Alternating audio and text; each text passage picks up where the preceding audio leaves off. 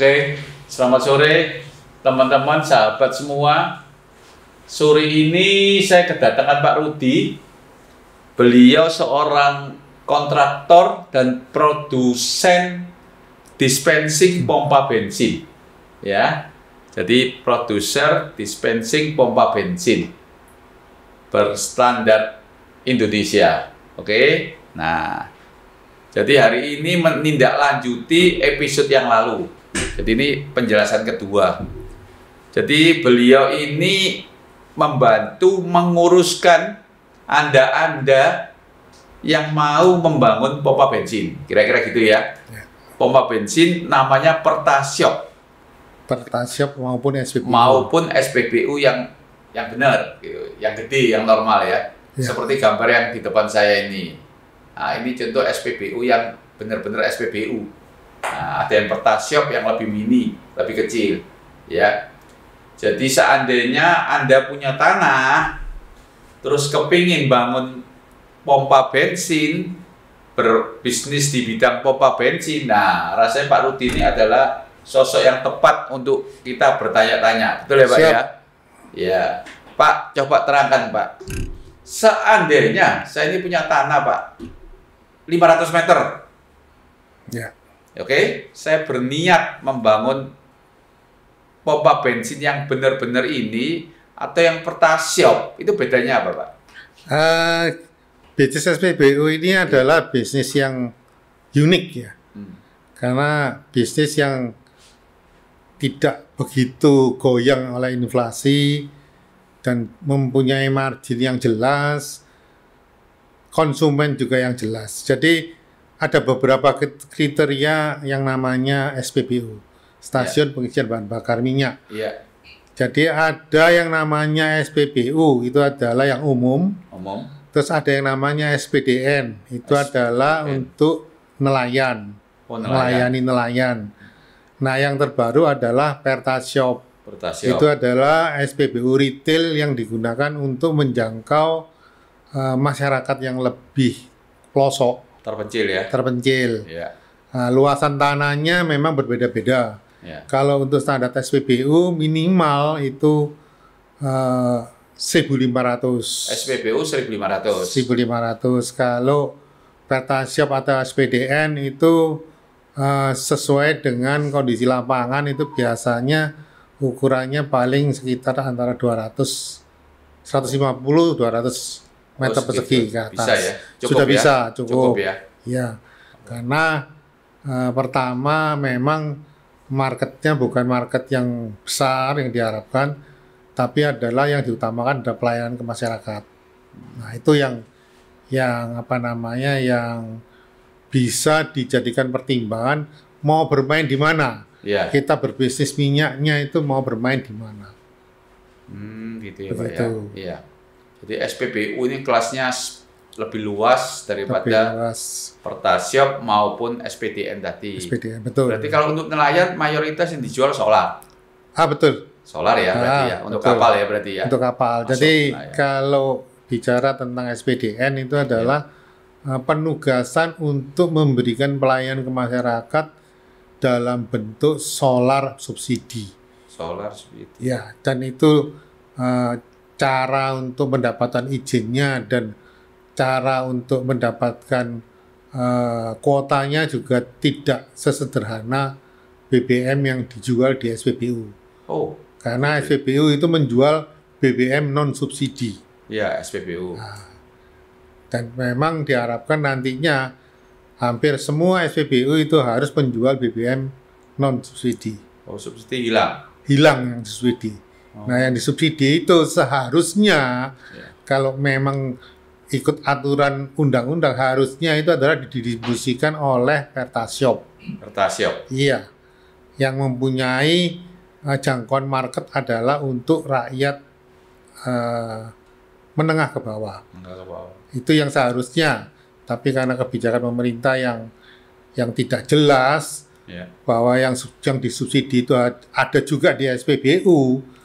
Akhirnya yang terjadi mobil mewah pun juga mengkonsumsi Pertalite subsidi. Nah, akhirnya kebijakan ini menjadi kebijakan yang harusnya jadi pemikiran untuk Pertamina. Tapi secara bisnis, energi sampai hari ini adalah bisnis yang paling bagus. Masih bagus ya. Masih bagus. Oke ya. Masih oke. Oke. Gitu. Oke, Pak.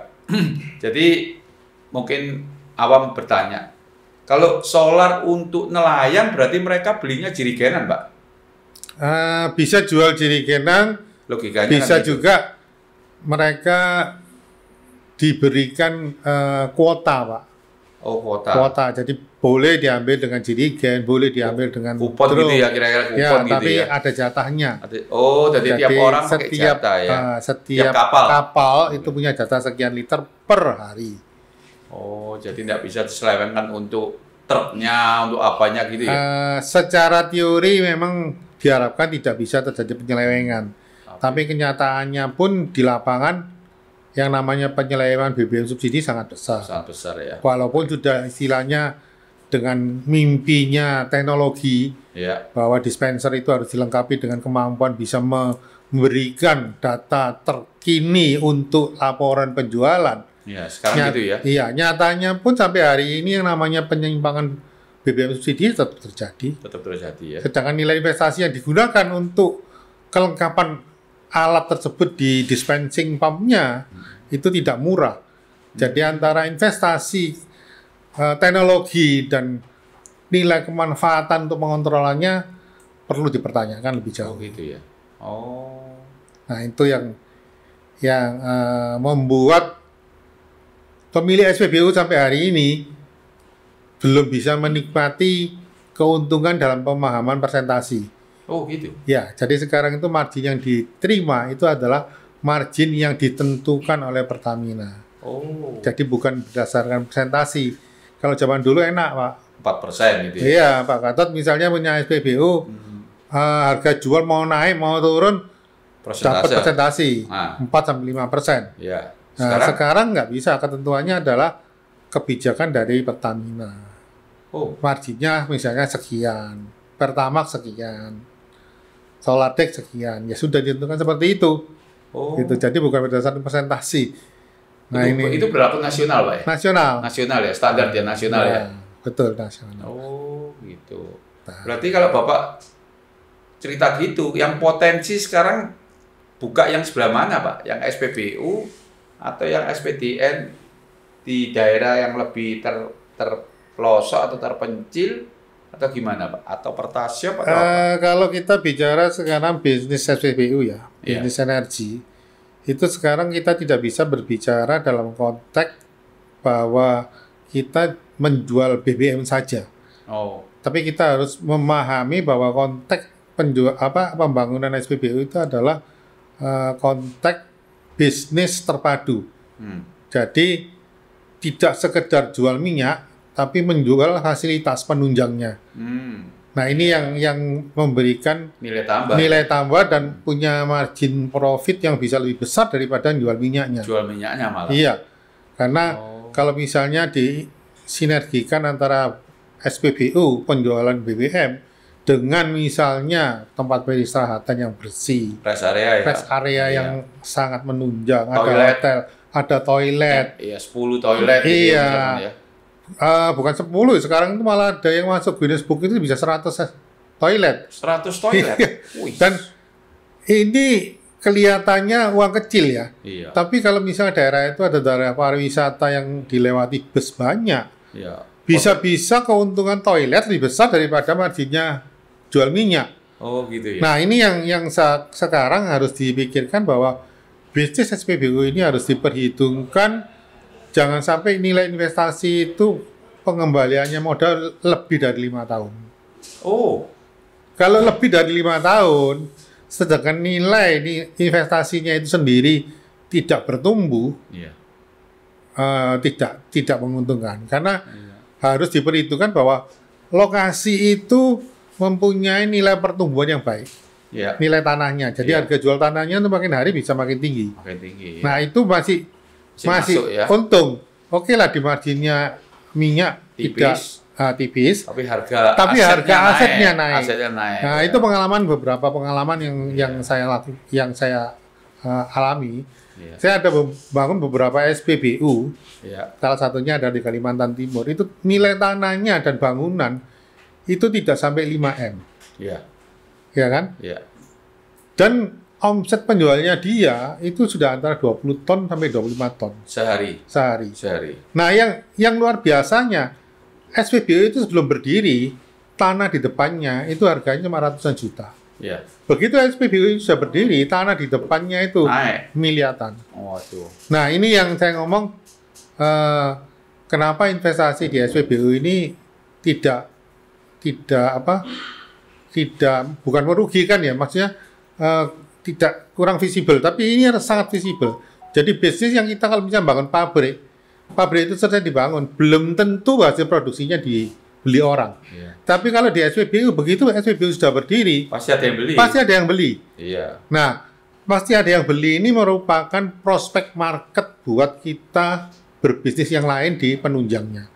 Jadi tidak menolak kemungkinan misalnya SPBU itu digandeng dengan misalnya servis motor, Kafe. servis mobil, kafe, ATM. nah ATM. Iya. Ini Toilet, semua merupakan penghasilan yang cukup besar. Karena yang jelas orang tidak perlu dikasih iklan untuk misalnya kita buka ada warkop di sana untuk beli di warkop, tapi Ngisi karena dia ngisi lihat kelihatan, secara nggak iya. langsung jadi konsumennya. Iya, betul. Nah, ini yang sekarang perlu menjadi pemikiran kalau mau membangun SPBU. Jadi jangan berpikir bahwa saya cuma mau jual BBM-nya saja, bisa nggak untung, Iya. gitu loh. Efek sampingnya itu. Yang perlu dipikirkan Efek tuh di sampingnya efek itu ya. sampingnya. Jadi kalau misalnya kebetulan daerah sana itu ada daerah pariwisata, bangun SPBU, bikin aja toilet mewah. Ya, Karena pariwisata belum tentu punya toilet yang bagus. 5.000 Nah, dibayar. jangankan 5.000, Pak. Ada SPBU yang punya fasilitas toilet, ada bathtubnya. Uts, Jadi, karena dia dekat dengan pariwisata, pantai. Iya. Sekarang mau habis bermain di pantai, mau mandi, Oh, di mana? Kasih bathtub Akhirnya ya. ke SPBU. Bayar 15.000, oke banget. Bayar ya. Nah, bayar, bukan tidak bayar. Jadi sekarang SPBU itu kemarin ada instruksi bahwa pelayanan toilet harus tidak bayar. Iya. Nah, kalau diomong tidak bayar, yang ngerawat sopo? Kan pertanyaannya begitu, kebersihannya kurang, siapa? iya. Nah, jadi akhirnya karena instruksi menteri ya dilaksanakan, tapi mereka tetap memilah antara yang bayar dan yang tidak bayar. Iya. Yang tidak bayar ya Dua gitulah. kamar aja ya, dua Ya, kamar nggak bayar standar. Dan fasilitasnya juga begitu saja. Ya, yang gitu ini loh. ekstra. Ekstra. Nah, ini yang akhirnya memberikan prospek bisnis BBM itu Tetap cerah tetap ya. cerah. Apapun kondisinya masih tetap cerah. Nah, sekarang kan ada bahan bakar listrik. Oh Ya, iya. mobil listrik sekarang itu Nah. kira-kira akhirnya nanti juga jual listrik ya? Iya, Mungkin mungkin. Dan memang harus nantinya. jual listrik ya? Jadi akan seperti itu. Makanya yang namanya SPBU terpadu itu nanti isinya bukan cuma ada toilet yang baik, warkop, supermarket, minimarket, tapi nanti akan terintegrasi dengan menjual listrik. Listrik. Ya. Nah, ini yang akhirnya bisnis SPBU itu mempunyai peluang ke depan besar. Ya, gairah lagi nih. Bergairah lagi ya, SPBU. ketambahan listrik Gitu, ini. ya. Cuma yang akhirnya kembali adalah bagaimana regulasi. Iya. Itu aja. Betul. Karena regulasi itu yang akhirnya menjadi peranan penting karena SPBU itu diharuskan sekarang menjadi SPBU yang langit biru, green energy. Sekarang kalau misalnya atap kanopi itu pakai solar cell semua, bagaimana? Apakah diperbolehkan? Sedangkan ketentuannya tidak diperbolehkan. Nah, ini kan agak repot. Sekarang kalau misalnya kapasitas solar cell-nya itu bisa sampai 50 kVA, sedangkan yang diizinkan cuma 10 kVA, 40 kVA-nya harus kena Kelebihan. biaya ini itu. Iya. Ya akhirnya jadi masalah juga gitu loh. Jadi banyak yang perlu dievaluasi lah untuk kebijakan Energi iya. ini karena seringkali gembor-gembornya adalah pelayanan ke masyarakat, BBM untuk rakyat. Tapi kenyataannya subsidi yang disebut dengan untuk rakyat itu bukan untuk rakyat kebanyakan, tapi untuk rakyat yang menengah ke atas malahan. Iya. Problemnya apa? Problemnya bukan di BBM-nya yang salah dijual, tapi distribusinya yang tidak tepat. Makanya tadi saya ngomong, seharusnya BBM subsidi itu dihilangkan di SPBU, dikhususkan ke Pertasiop. Iya. Nah, kalau misalnya BBM yang subsidi itu masuk di Pertasiop, minimal saya bawa mobil mewah masuk ke Pertasiop udah sungkan. Nggak enak ya. Iya kan? Masa sekarang mobil mewah isinya di Pertasiop. Nah ini mau tidak mau harus dilawan dengan budaya. Tidak dilawan dengan istilah teknologi yang terlalu muluk-muluk. Karena kalau kita ngomong teknologi, rasanya Indonesia sangat hebat teknologinya. Tapi apakah bermanfaat? Akhirnya seperti kita beli HP. Beli Apple punya yang teknologinya sedemikian canggihnya. Cuma buat WA aja. Pakai WA saja kan ya lucu gitu loh. Jadi yang kita keluarkan tidak sesuai dengan yang dipakai. Makanya kalau sudah bicara energi, bicara subsidi dan bicara logika berbisnis, ya itu seharusnya bisnis yang namanya energi untuk rakyat ini bisa jalan dengan baik selama ada cara berpikir nasionalis yang betul. Mau menghargai produk lokal, mau menghargai apa yang diusulkan oleh masyarakat. Jadi ke depan bisnis energi itu tetap masih prospektif, Pak. Masih prospektif. Iya, ya. Sekarang itu kan gampangnya kita mau bangun 5 pabrik nilainya berapa? 50 M. Iya. Iya kan? Saya bangun SPBU 50 M juga. Iya. Saya begitu bangun, konsumen sudah ada. Produknya yang dijual sudah pasti laku. Iya. 5 pabrik yang kita bangun, belum tentu. Kepala pusing, Mas. Kepala pusing. Belum timbul lagi karyawan. Nah, belum lagi nanti masalah produk dan aturannya. Kalau di energi, di BBM, itu enaknya pajak final, Pak. Oh. Nah, ini yang pajak final, pajak final. Jadi tidak pusing. Jadi omset penjualan berapa ya sudah dipotong pajak. Iya, selesai. Selesai gitu loh. Jadi kita bisa memperbesar nilai aset di PT istilahnya SPBU dan kita bisa menikmati. Oh. Iya. Nah, ini yang saya bilang bahwa bisnis SPBU itu masih prospektif. Masih prospektif. Sampai kapan pun selama minyak itu masih ada. Iya, selama ada kendaraan. Ya, bukan selama kendaraan masih ada, minyaknya masih ada. Gitu loh. Minyak nggak ada, selesai. Makanya energi alternatif itu pun tetap menjadi bisnis energi juga. Sekarang mau ngomong listrik, energi juga kan. Iya. Cuma sekarang bedanya yang satu tidak menggunakan fosil, yang satu menggunakan fosil, gitu aja. Tapi energinya tetap dijual. Iya, nah, sama. konteksnya kalau saya lihat yang disebut dengan bisnis energi ini sudah tidak berbentuk istilahnya stasiun pengisian bahan bakar minyak, tapi stasiun pengisian bahan bakar energi. Ya, nah, energinya bisa macam-macam, bisa listrik, bisa BBM, bisa hidrogen, Pak. Bisa gas. Bisa gas, bisa hidrogen. Jadi SPBU ini nantinya tidak sebagai bisnis yang satu item produk, tapi akan banyak macam produk dalam pengertian macam-macam produk energi.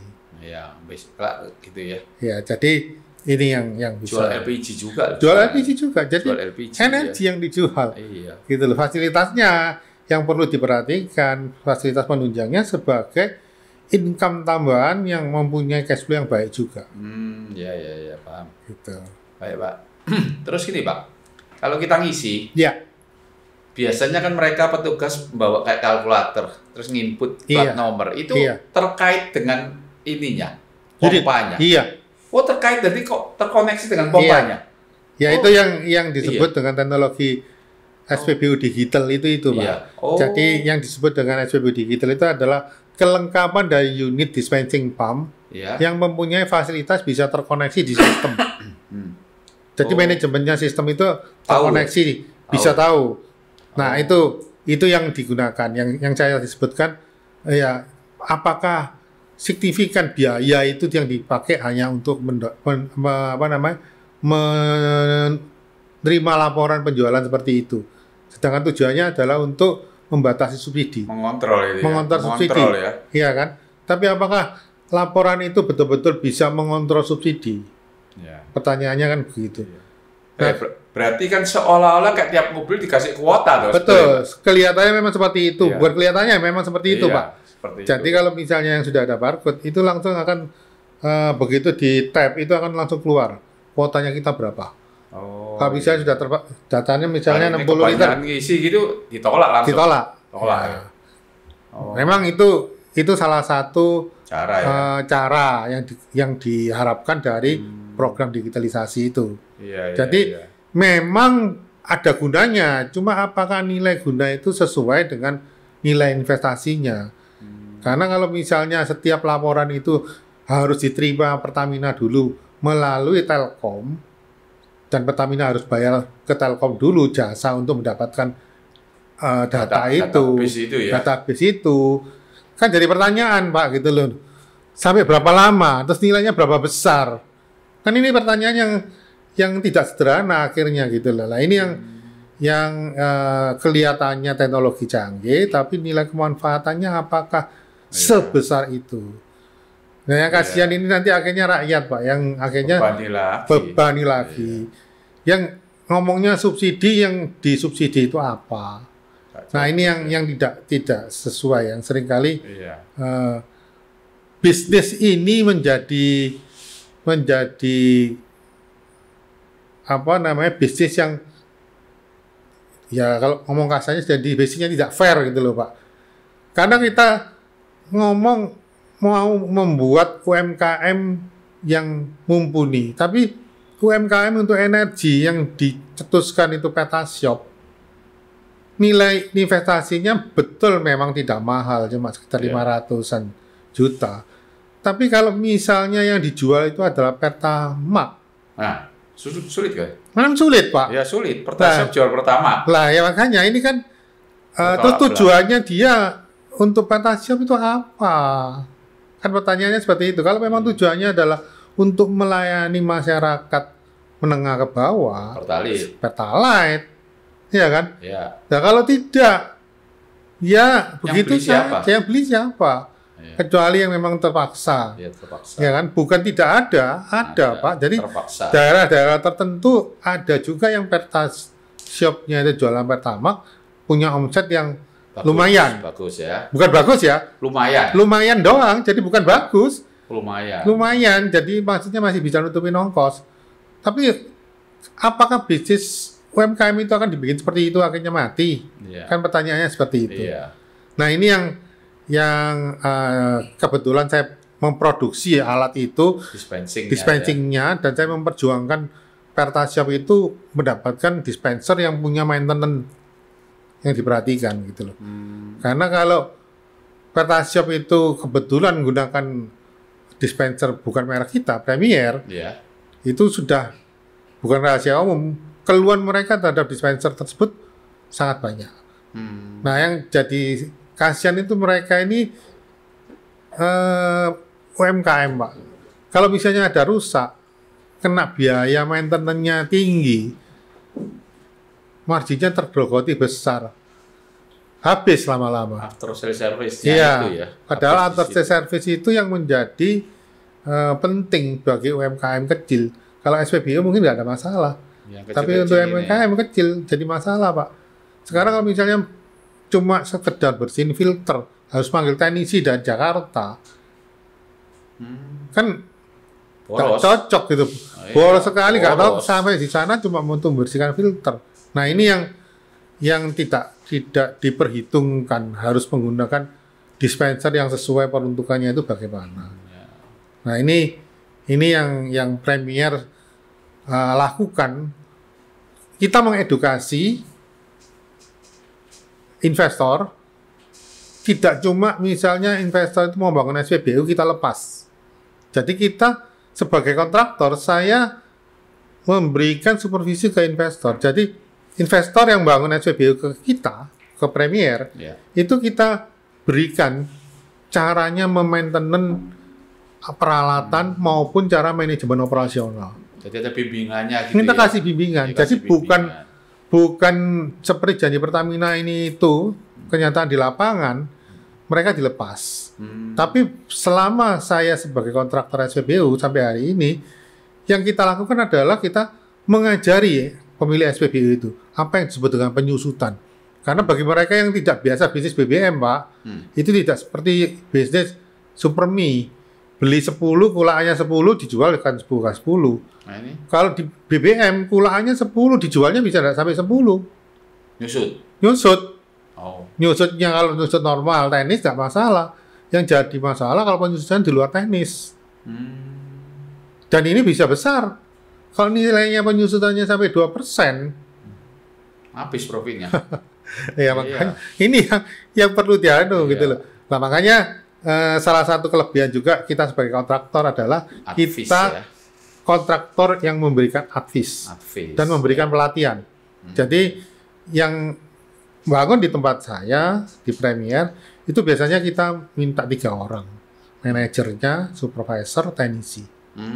Jadi kita ajarkan ilmunya dari manajer itu bagaimana, supervisor itu bagaimana, teknisi itu bagaimana. Gitu ya. Ya, jadi itu kelebihan kita sebagai kontraktor. Nah, kalau sebagai produsen dispensing pump, salah satu kelebihannya adalah Pak Gatot beli saya punya mesin, bonusnya Pak Gatot punya orang yang di training mempunyai kemampuan untuk maintenance. Gitu ya. Nah, ini kelebihannya Premier. Itu ya. Ya kelebihannya ya dibanding kompetitor. Makanya bagi mereka yang paham kualitas dan paham akan pelayanan, mereka sampai hari ini sangat-sangat puas menggunakan produk Premier. Nah ini yang saya bisa sampaikan yang berkaitan dengan yang kemarin berlanjut ke sekarang. Jadi prospek bisnisnya masih bagus. Ya, nanti yang akan datang kita bicara tentang bagaimana kok bisa bagusnya. Karena ada cara-cara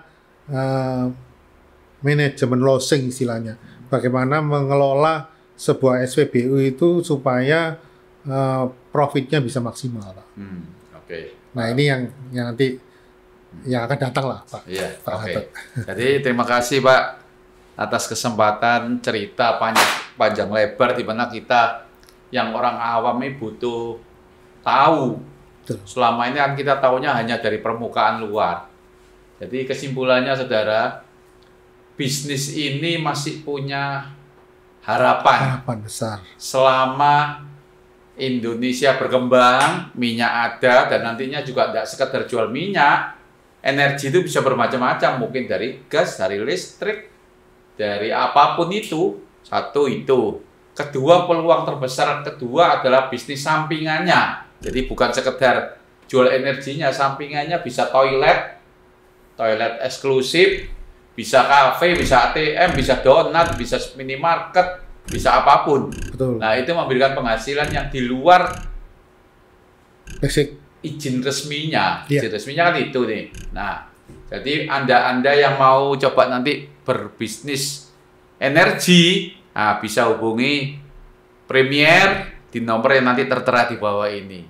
Ya, jadi terima kasih Pak Rudi, penjelasan hari ini yang sangat luar biasa. Kita taunya selama ini cuma kulit-kulitnya aja, sekarang jadi tahu sedikit dalam-dalamnya. Ya, terima kasih Pak. Semoga semuanya berjalan lancar. Terima kasih. Selamat sore Pak. Selamat sore Pak.